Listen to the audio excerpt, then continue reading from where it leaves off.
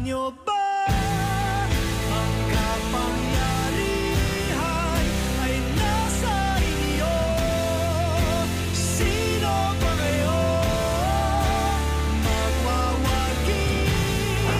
Ang katotohanan, ang kadiliman ay di babagsak. Yung papaslangin ay ipagpasalamat ko pa ito upang ang aking paghihirap sa kamay ng manakop ng Kastila ay tuluyan ng mawala. Sa ilalim ng pangangalaga ng mga pare. Tama! Ipaglaban natin ang ating karapatan! Ipaglaban!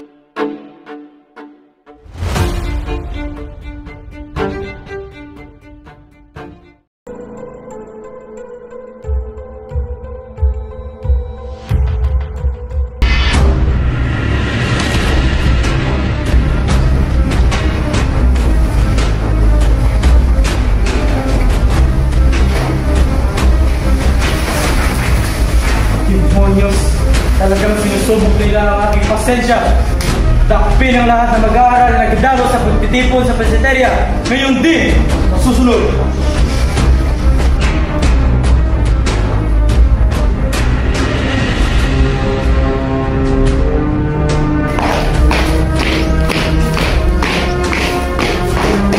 Uli lahat na mag-aaral!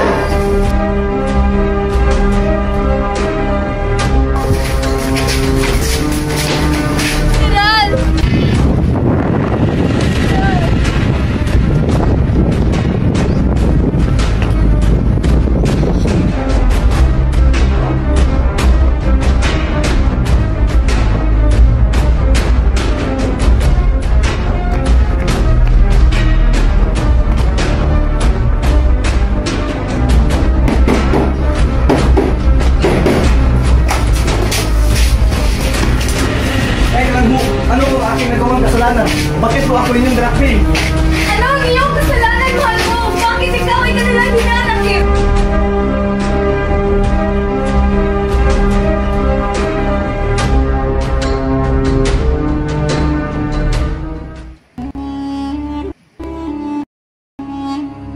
Iyan, nabalitaan kong dinakip ang iyong nobyo. Ako ay nakikiramay sa bighating daladala mo ngayon. Maraming salamat po, Hermana. Ano kaya kung lapitan mo si Padre Camora at ikaw humingi ng tulong upang mapalabas ang iyong mga kamag-anak na dinakip rin, pati na rin ang iyong nobyo?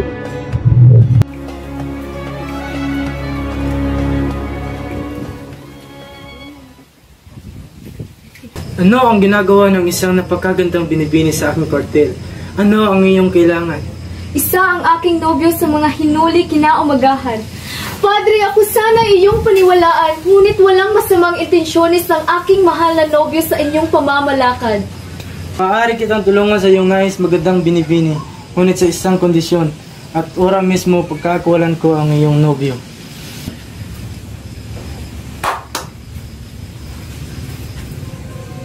Pagkawalan ang lahat ng mag-aaral ngayon din. Ngunit huwag pagkawalan si Basilio.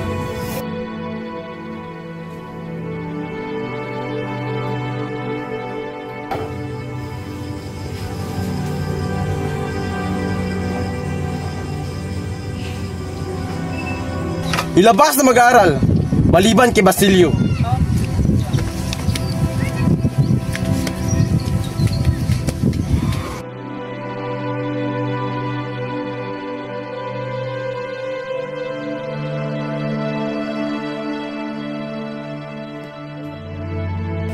Patawarin mo ako, Basilio, ngunit ako'y hindi na sa iyo'y karapat-dapat. Patawarin nawa ako ng poong may kapal sa aking gagawin. Mahal kita, Basilio. Paalam.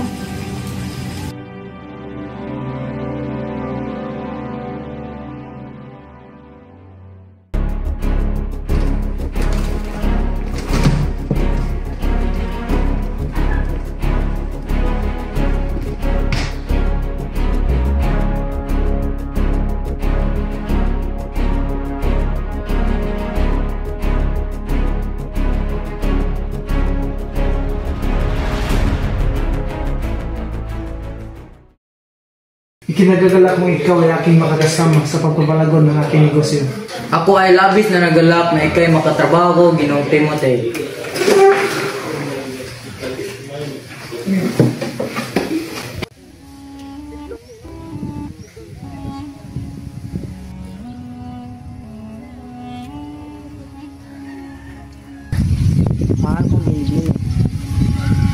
Ako'y nagagalak na ikay makitang muli.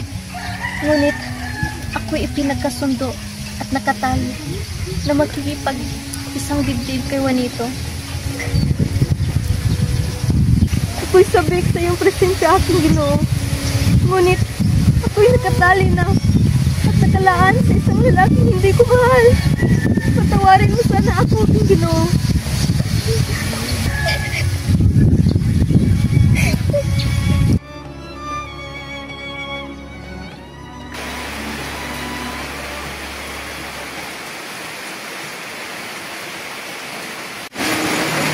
Juanito, bukas maganda ka.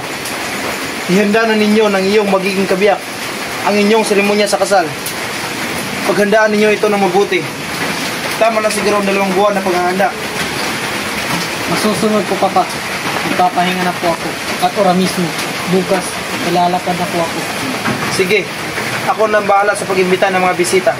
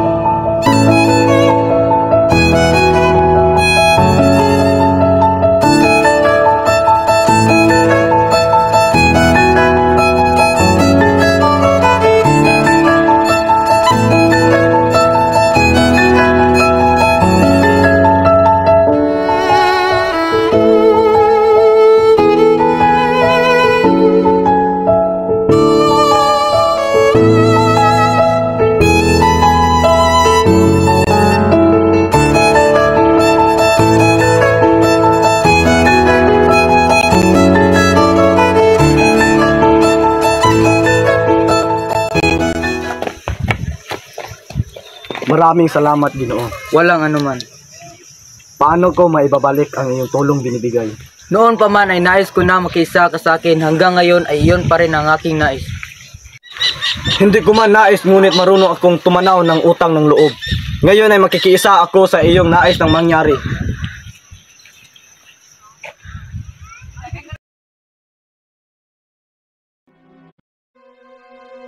Ang ito ay hindi basta lampara lang. Bukas sa piging ihandog ko ang lamparang ito sa ikinsal. At sa oras na itaas ang mitsay nito, ay boom! Sasabog ito ng malakas. Ha ha ha.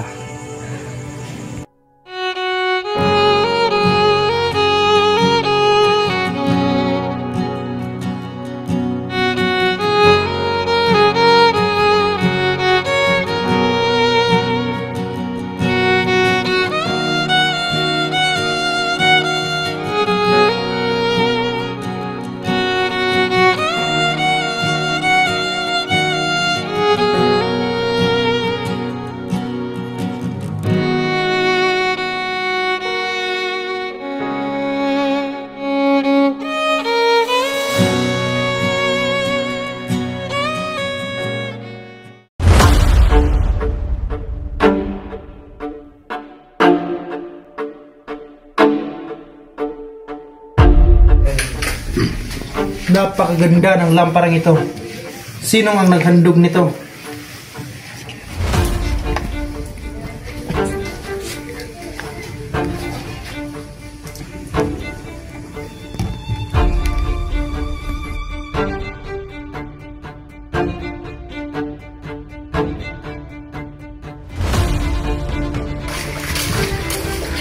Ginoo, umalis ka na sapagkat anumang oras ay sasabog ang lampara.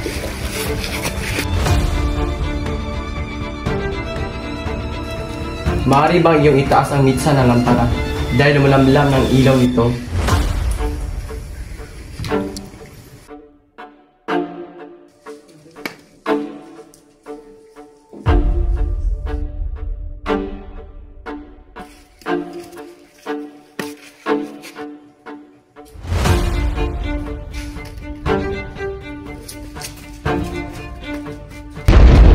Sumabog ang laparang. Buhay si Kristomo Ibarra. Dakpin si Simon. Mahininga man wala.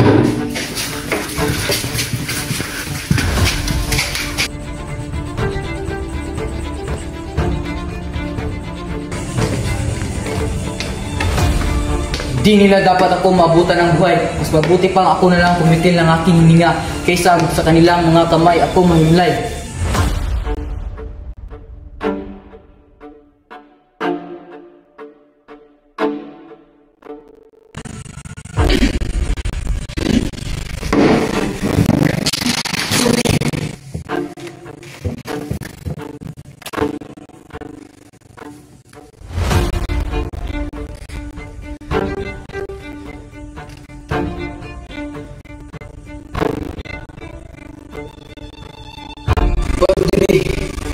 Ako iyong patawarin kung ako'y naglihim sa iyo.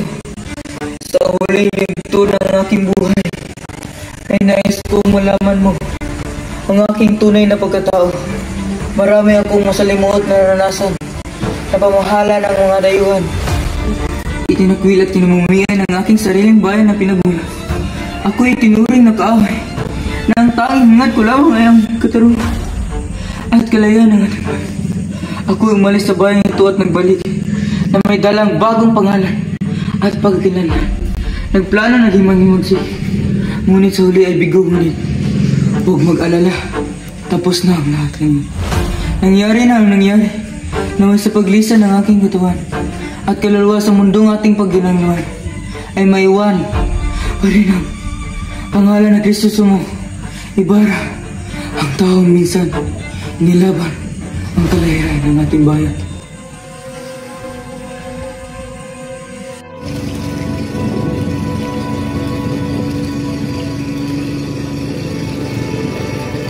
Naway, makalain at tatapin ang iyong pagluluwas at anang Panginoon. Paalam, Kristomo Ibarra.